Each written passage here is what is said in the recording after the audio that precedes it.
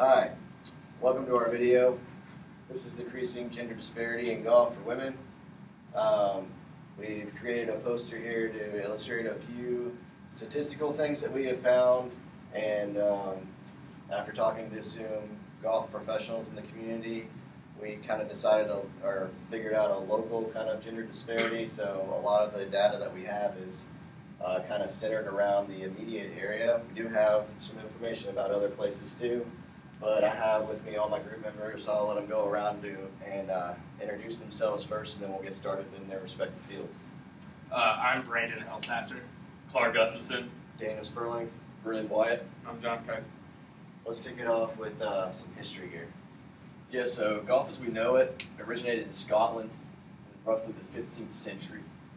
It's mostly been a male sport, older, wealthy white males. In the past, women were not even allowed to play or join certain golf clubs.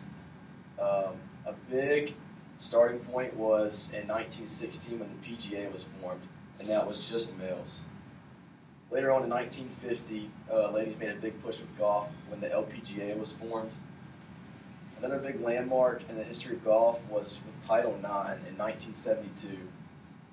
Title IX, if you don't know what it is a federal law that forbids funded education institutions from discriminating on the basis of gender. In 1991, the first women's golf summit was held.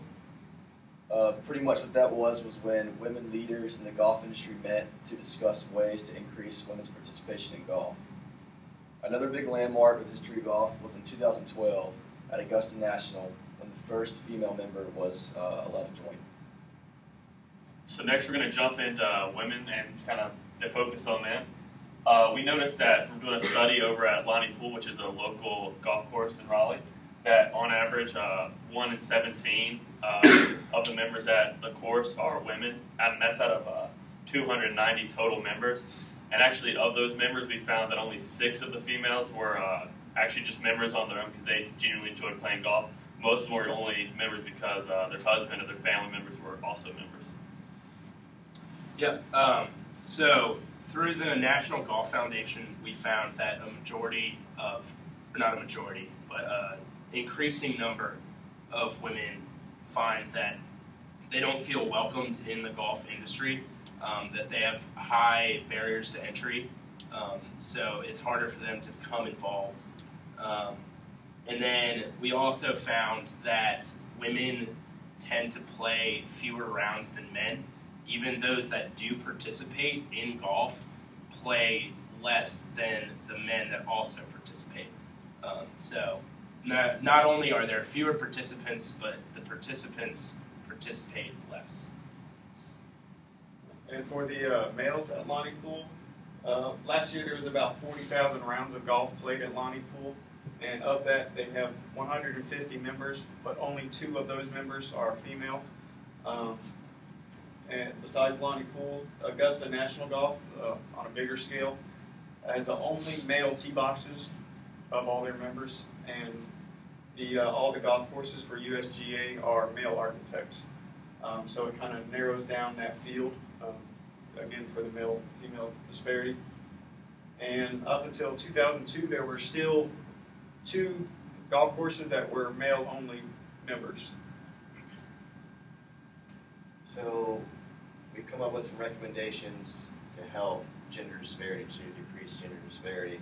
And one of the things that we thought of was to shorten the lengths of some of the golf courses, not in total, but just making the women's tees just a little closer to the hole, kind of to decrease the total yardage of play, so they can get around golfing a little bit faster.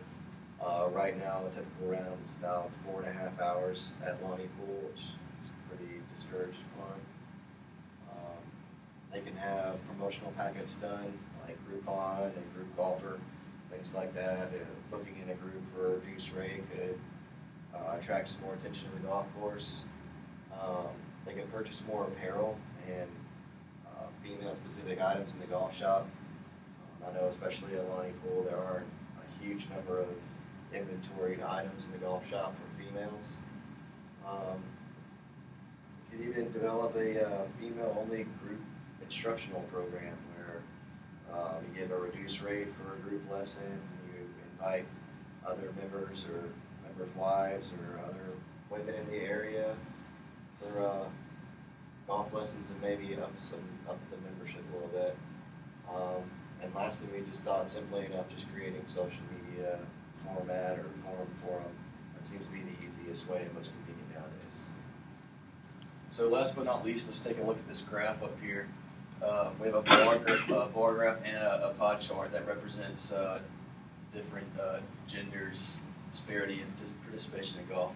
So the blue part represents males that are 18 and over, and as you can see, it's the vast majority, and it takes up most of participation in golf. Right above that are the females in red, and then above that in the gray are junior boys, and in the yellow are junior girls. Even with the juniors, you can see that junior boys are playing a lot more than the girls. Thank you very much.